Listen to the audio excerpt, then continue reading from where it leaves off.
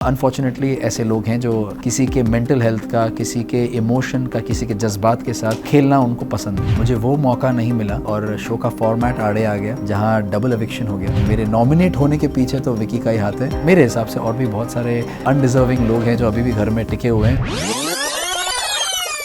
मेरी जर्नी बहुत खूबसूरत रही है मेरे नज़रिए से। मैं बहुत खुश था जब मैं इस घर में एंटर हुआ। बहुत सारी चीज़ें सीखने मिली, जैसे कि रिश्ते क्या होते हैं, रिश्ते की बुनियाद क्या होती है, उसके इंपॉर्टेंस क्या होते हैं, किस तरह से एक इंसान को परखा जाता है। ये सब चीज़ें सीखी तो काफ़ी कुछ सीखने मिला। इमोशनल जर्नी थी, बहुत खुशनुमा जर्नी थी। एंड फाइनली जब मेरा नाम लिया गया तो एक एक्सेप्टेंस था, क्योंकि एक फॉर्मेट है, कभी ना कभी किसी को जाना ही।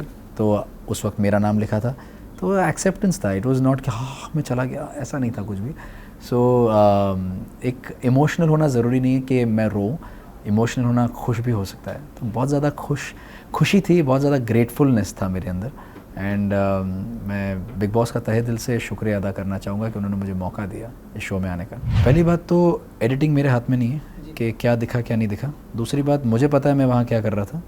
तो I genuinely don't know what has been shown, what has not been shown. अगर आप कह रहे हैं कमज़ोर लगी तो ये आपका पॉइंट ऑफ व्यू हो सकता है, जिससे ज़रूरी नहीं है कि मैं वाकिफ़ रखूं या सलमान सर वाकिफ़ रखें, क्योंकि उन्होंने और बिग बॉस ने तो मेरे एफ़र्ट्स और मेरे गेम को सराहा है और एक्नॉलेजमेंट दी है।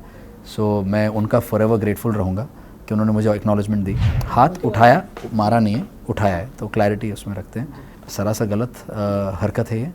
हालांकि मैंने वो विटनेस नहीं की है, बट जो मुझे बताया गया है, और आप जब ये सवाल पूछ रहे हैं तो उसका मतलब आपने भी वो चीज़ देखी है। और अगर ये चीज़ किसी रिश्ते में आ रही है तो किसी भी रिश्ते में होना ये गलत ही है। तो मैं इसका समर्थन नहीं देता। ऑफकोर्स मैं अपना दुख जाहिर करना चाहूँगा कि मुझे वो मौका नहीं मिला और शो का फॉर्मेट आड़े आ गया जहाँ डबल एविक्शन हो गया।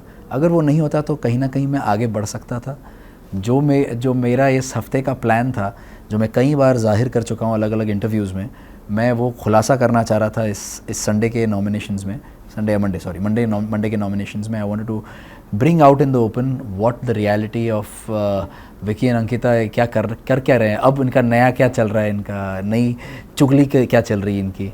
सो I think that's what my plan was. और जिस तरह से ईशा और अंकिता के रिश्ते में जो तनाव थी, वो तनाव भी मैं आगे लाना चाह रहा था। और किस तरह से अंकिता उसको छिपा के अपना जो पुराना तरीका था, अपना रिश्ता था, वो क्या रीज़न था, जो बोलते हैं ना एक सेइंग है इंग्लिश में, you scratch my back and I scratch yours. तो वो जो चीज़ जो उनके बीच में चल रही थी वो भी मैं सामने लाना चाह रहा था। और जैसे कि आपने देखा कि पिछले कुछ हफ्तों में मल्टीपल नॉमिनेशंस करने के मौके मिल रहे थे, तो आई थिंक वो भी मैं उसका फ़ायदा उठा के चारों को नॉमिनेट करना चाह रहा था। पहली बात तो ये सब जानते हैं कि मेरे नॉमिनेट होने के पीछे तो विकी का ही हाथ है। और मेरे हिसाब से और भी बहुत सारे अनडिज़र्विंग लोग हैं जो अभी भी घर में टिके हुए हैं। जो सबसे पहला विकी है, जो मुझे लगता है डिज़र्विंग बिल्कुल भी नहीं है शो में रहने का। एंड उसके साथ साथ समर्थ, उन दोनों को पहले निकलना चाहिए। उसके बाद Isha, Ankita, they should be out of the house first. Munawar का गेम ऑनेस्टली मैंने ये जाहिर किया पहले भी कि कहीं ना कहीं वो जो बोलते थे दूसरों को कि आप एक स्लो स्टार्टर रहे हैं, आपका गेम वीक दिखता है, मुझे आपका गेम दिखा ही नहीं है। तो ये चीज़ का काउंटर मैंने सोचना शुरू किया कि गेम होता क्या है। तो मुझे जहाँ तक समझ में आया कि इस घर में बिग बॉस ने हमेशा रिश्तों को अहमियत दी है, तो मुझे लगता है रिश्ते ही गेम हैं।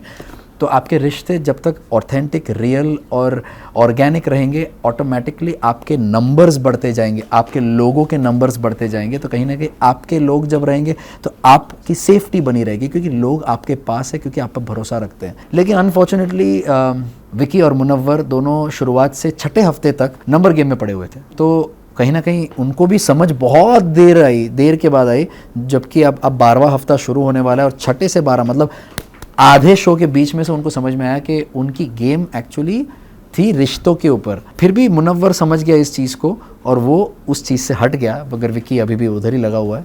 एंड तो आई वुड से मुनव्वर की गेम एक स्लो स्टार्टर गेम थी एंड समझ थोड़ी देर से आई about the game of the show. क्या है कि अभिषेक बहुत ही इमोशनल इंसान है और उसका हर चीज़ ना, वो खुद ही बोलता है कि मैं हर चीज़ में ओवर हूँ। अगर प्यार करता हूँ तो ओवर करता हूँ, गुस्सा करता हूँ तो ओवर करता हूँ, अगर मैं रोता हूँ तो ओवर होता है वो। तो उसने हमेशा ये चीज़ मेंटेन की और हम सब ने ये चीज़ देखी भी है। अनफॉर्चुनेटली उसके इस साइड का फ़ायदा उठाया गया है जो ईशा और समर्थ ने किया है बार बार लगातार। उसको पोक किया है ताकि वो उसका साइड निकले। मैंने हर बार कोशिश की है, रिंकू जी ने हर बार कोशिश की है कि वो चीज़ ना निकले, वो साइड उसका ना निकले। तो अनफॉर्चुनेटली ऐसे लोग हैं जो किसी के मेंटल हेल्थ का, किसी के इमोशन का, किसी के जज्बात के साथ खेलना उनको पसंद है।